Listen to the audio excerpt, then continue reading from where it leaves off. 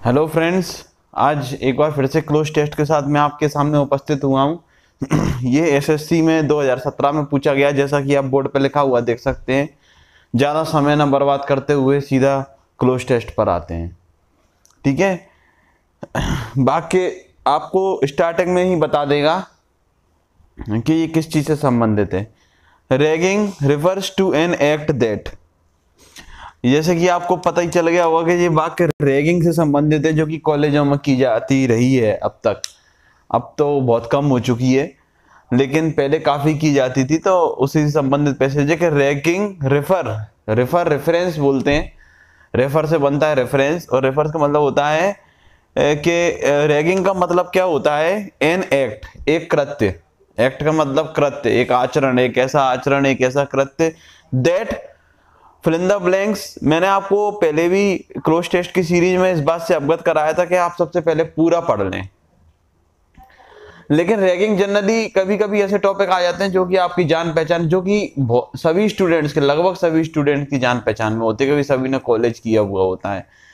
तो अब देखिए, जैसे कॉलेज किया है आपने, तो ये जो मतलब रैगिंग से आप समझ गए होंगे कि कॉलेजों में की जाती है। सभी ने लगभग कॉलेज किया है, तो इस टॉपिक से परिचित होंगे आप लोग। कभी कभी ऐसे टॉपिक आ जाते हैं जिससे जनमानस आमतौर से परिचित रहता है। तो इस प्रकार ये क्लोज टेस्ट करने में आपको आसानी होनी चाहिए। फिर भी आपके शब्दों का चुनाव और आपकी बुद्धिमत्ता ये डिसाइड करती है कि आप इसमें कितने नंबर स्कोर करने वाले हैं। आगे देखते हैं, ragging refers to an act that. तो मतलब रैगिंग से मतलब क्या है, एक ऐसा आचरण। एन एक्ट यानी एक ऐसा आचरण, एक ऐसा कृत्य that fill in the blanks the dignity of a person. जैसे कि मैंने पहले क्लोज टेस्ट में भी बताया था कि आप उसको फुल स्टॉप तक आगे पढ़ लें। जनरली क्या करते लोग, आप पूरा पैसेज भी पढ़ लेते हैं, और मेरे ख्याल से पूरा पैसेज पढ़ने की जरूरत नहीं है। यदि आप शुरू की दो, क्योंकि पूरा पैसेज पढ़ना अपना समय बर्बाद ही करना होता है। वैसे भी आपके पास ज्यादा से ज्यादा नंबर लाने के लिए बहुत कम समय होता है। दो दो क्लोज टेस्ट आपको करने होते हैं, पैसेज करने होते हैं, और भी चीजों में दिमाग लगाना होता है, और रीजनिंग करनी होती है आपको।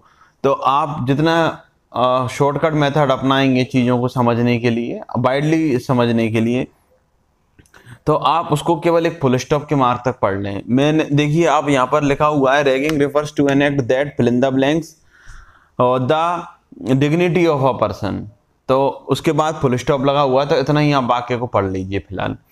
तो आपकी समझ में तो आ गया होगा कि रैगिंग से मतलब एक ऐसा आचरण, डिग्निटी आपको पता ही है, प्रतिष्ठा, मान सम्मान ऑफ अ पर्सन, एक व्यक्ति के, उसको क्या कर देता है रैगिंग। आप बड़ी आसानी से लगा देंगे। पहले ऑप्शंस वो देखते हैं जो कि नहीं आ सकते हैं।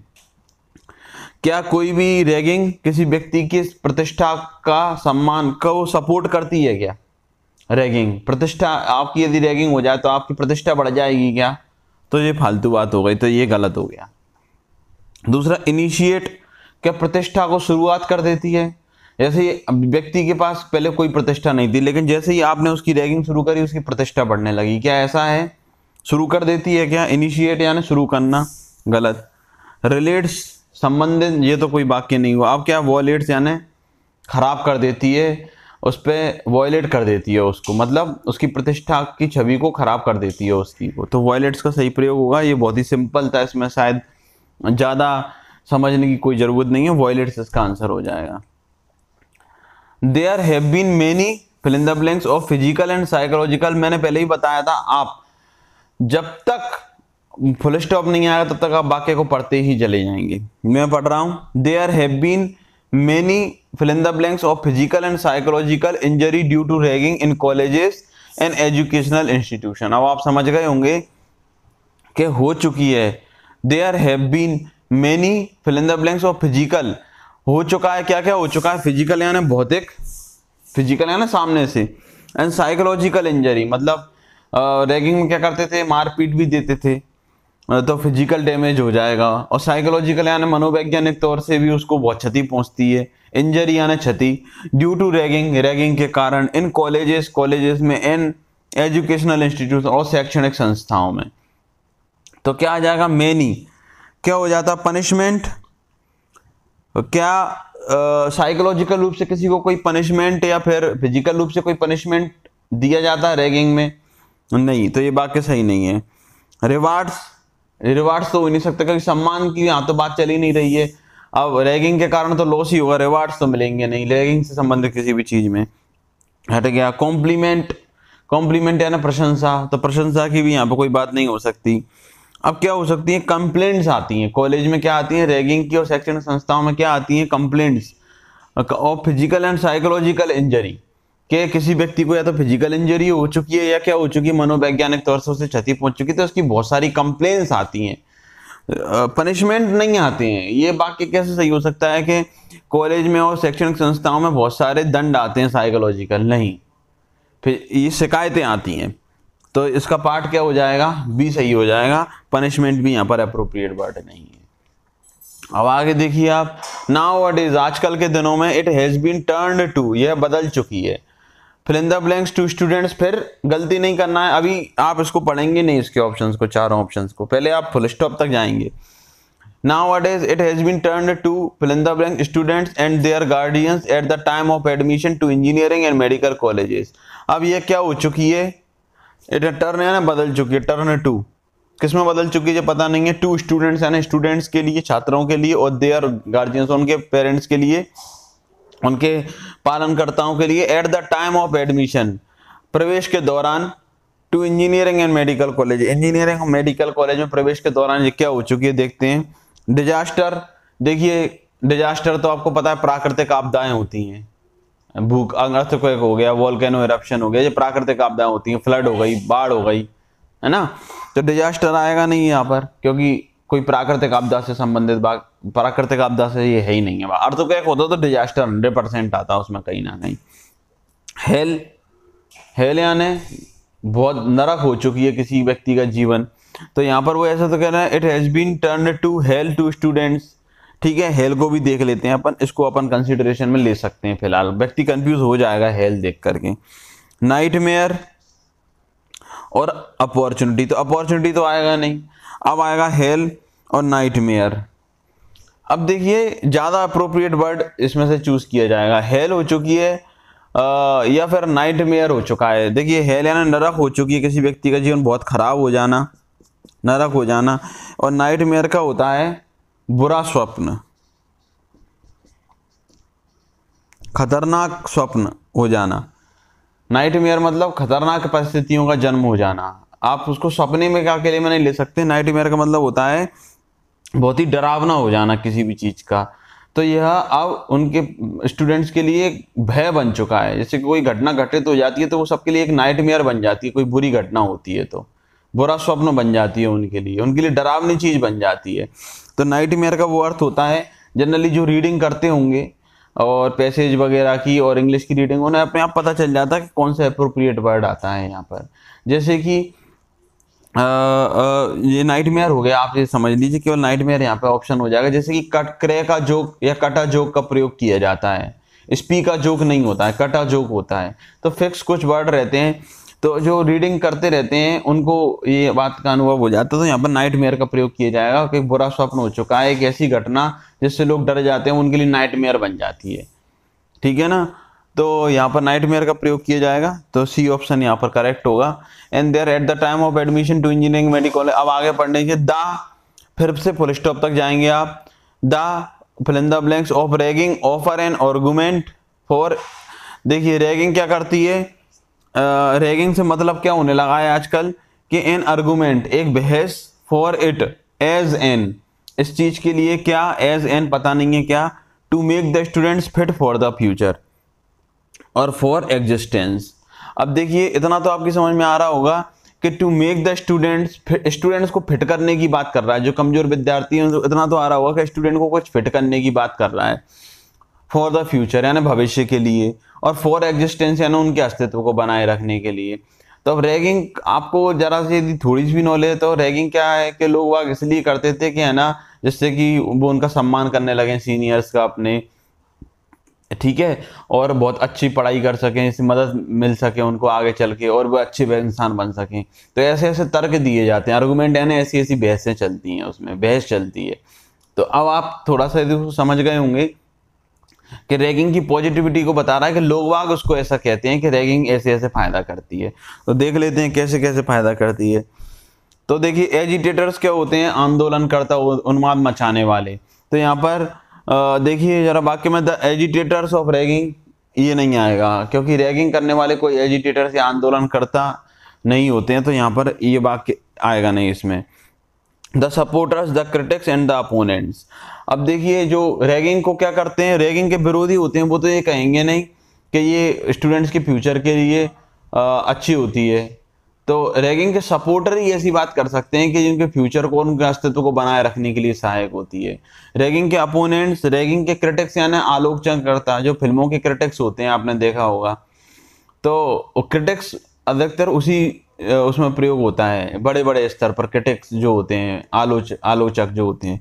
तो यहाँ पर क्रिटिक्स का भी प्रयोग नहीं होगा क्योंकि क्रिटिक्स ऐसा कभी नहीं कहेंगे कि उनका जो है जो रैगिंग होती है वो उनके लिए फायदेमंद होती है। और अपोनेंट्स, विरोधी, कभी ऐसे कहेंगे नहीं। तो सपोर्टर ही ऐसी बातें कर सकते हैं जो रैगिंग के सपोर्टर होंगे। क्यों? क्योंकि ये स्टूडेंट्स के भविष्य को क्या बनाती है, उज्जवल बनाती है।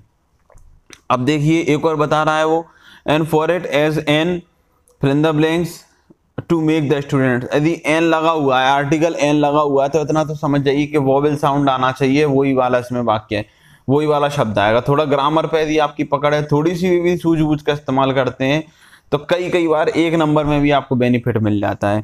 जब एन लगा हुआ तो प्लेजर तो आना नहीं है, इतना तो क्लियर हो गया, तो इसको हटा दो। प्लेजर यानी आनंद, वैसे भी आनंद यहाँ पर आना नहीं है।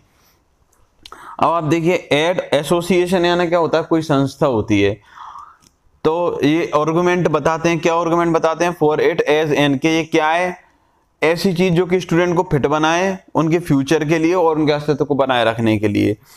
तो क्या एसोसिएशन ऐसा हो सकता है? नहीं हो सकता। ये क्या बताते हैं उसको कि आनंद है, ये नहीं। अब एसोसिएशन है, नहीं है, कोई संस्था नहीं है, कोई जुड़ाव नहीं है। अब देखा था ऑर्डिल यानी अग्नि परीक्षा और एड यानी सहायता, एड यानी सहायता। तो अग्नि परीक्षा वो ऐसा कहते हैं कि यदि रैगिंग हो जाए किसी व्यक्ति की और यदि वो उस अग्नि परीक्षा से गुजर जाए तो वो उसके अस्तित्व को बनाए रखने के लिए और उसके फ्यूचर को बेटर बनाने के लिए होती है। एड यानी सहायता। जनरली एड का जो प्रयोग किया जाता है, एक तो नॉर्मल सहायता देने के लिए, और मेडिकल जैसे शब्दों, मेडिकल एड यानी मेडिकल सहायता। तो मेडिकल एड का प्रयोग के उसमें प्रयोग किया था। और वैसे भी अनकाउंटेबल नाउन होती है तो आर्टिकल के संग में आएगी नहीं। एड सहायता के रूप में हमेशा अनकाउंटेबल होती है, और आपको पता है कि अनकाउंटेबल नाउन के आगे आर्टिकल नहीं लगता है कभी भी। तो एड नहीं आएगा, यहाँ पर क्या हो जाएगा, ऑर्डिल हो जाएगा। और ओ का साउंड आ ही रहा है, तो in order to make the student fit for the future, future के लिए फिट बनाना। और सिक्स यानी फॉर एग्जिस्टेंस, और अस्तित्व के लिए। अब क्या हो जाएगा यहाँ पर, देखिए कंसिक्वेंस, स्ट्रगल, कनेक्शन और reference. Fit for the future, future के संग वो शब्द को जोड़ रहा है, फ्यूचर के संग। फॉर एग्जिस्टेंस है ना, अस्तित्व को बनाए रखने के लिए। Future consequence, future struggle, future connection, future reference. तो देखिए फ्यूचर और fill in the blanks for existence. देखिए एक वाक्य इसमें दिया हुआ, एग्जिस्टेंस यानी होता है अस्तित्व। तो देखिए तो फिट काय के लिए बनाना चाहते हैं, जो कह रहे हैं सपोर्टर्स इसके, कि जो इस पे बहस की जाती है कि ये एक अग्नि परीक्षा है स्टूडेंट्स को फिट बनाने के लिए फ्यूचर में, फॉर एग्जिस्टेंस यानी अस्तित्व के लिए।